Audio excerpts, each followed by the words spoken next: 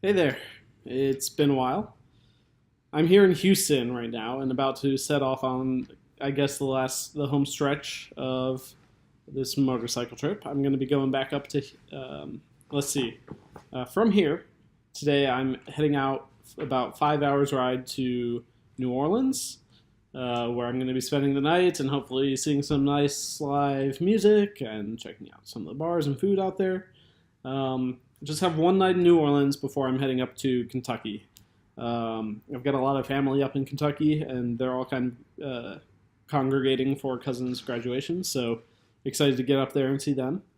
I've been kind of quiet the last few days, mostly just because I'm resting. I didn't realize how much this kind of riding and being constantly on the move takes out of me, but it's been really nice back in Austin a few days ago and now in Houston to have a couple days to just not do anything. Although in Austin, my friend Patrick definitely took me out and we saw that town and we're moving all day. So mostly been using this time in Houston as resting. Um, and and the way that I'm thinking about that a little bit is that I'm refueling on gumption. It's gumption is kind of a strange word to use here, and I'm borrowing it from one of my favorite books of all time, if not my favorite book. Period, which is Zen and the Art of Motorcycle Maintenance. Um, this is an incredible book written in the 1950s by a guy named Robert Persig. He recently died about a month ago, just like a week or two before I started on this road trip. Um, and this book probably has affected my life more than any other. I've given it away to, I read it like last year and I've given away 4 or 5 copies since then. So really highly recommend reading it. But I just want to read kind of the passage where he talks about gumption, because I think how he describes gumption is becoming really relevant for me as I'm on this trip. So he says, I like the word gumption because it's so homely and so forlorn and so out of style it looks as if it needs a friend and isn't likely to reject anyone who comes along. It's an old Scottish word, once used a lot by pioneers, but which, like kin, seems to have all but dropped out of use. I like it also because it describes exactly what happens to someone who connects with quality. He gets filled with gumption. The Greeks called it enthusiasmos, the root of enthusiasm, which means literally filled with theos or God or quality. See how that fits? A person filled with gumption doesn't sit around dissipating and stewing about things. He's at the front of the train of his own awareness, watching to see what's up the track and meeting it when it comes. That's gumption. The gumption filling process occurs when one is quiet long enough to see and hear and feel the real universe, not just one's own stale opinions about it. But it's nothing exotic. That's why I like the word.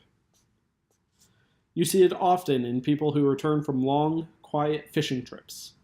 Often they're a little defensive about having put so much time to no account, because there's no intellectual justification for what they've been doing. But the returned fisherman usually has a peculiar abundance of gumption, usually for the very same things he was sick to death of a few weeks before. He hasn't been wasting time. It's only our limited cultural viewpoint that makes it seem so. If you're going to repair a motorcycle, an adequate supply of gumption is the first and most important tool. If you haven't got that, you might as well gather up all the other tools and put them away, because they won't do you any good. Gumption is the psychic gasoline that keeps the whole thing going. If you haven't got it, there's no way the motorcycle can possibly be fixed. But if you have got it, and know how to keep it, there's absolutely no way in this whole world that motorcycle can keep from getting fixed. It's bound to happen. Therefore, the thing that must be monitored at all times and preserved before anything else is gumption. So that's kind of the reason that I've been so absent from posting updates or kind of keeping in touch or being active here in Houston.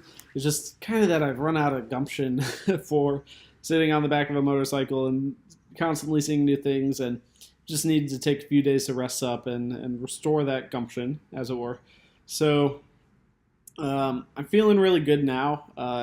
My sister Jess and her husband Bobby have been great hosts for me. It's been wonderful hanging out with their quite big puppy, Taus. Hi, Taus. Hi. Hi. He's wonderful. So, yeah, I'm ready to get back on the road. As I said, this is going to be the home stretch, and I'm really looking forward to it. Going to get that GoPro strapped on and take some more video footage and really just enjoy seeing the new city of New Orleans. And everything else along the road. So I'm going to strap all the bags onto my bike and get the heck out of here. I'll see you all in a few weeks, I guess. I'll post a video at the end of the trip. And finally, hopefully, get around to posting some of those photos from the trip that I've been talking about for so long. All right. Thanks for following along. I appreciate it. And I'll see you soon.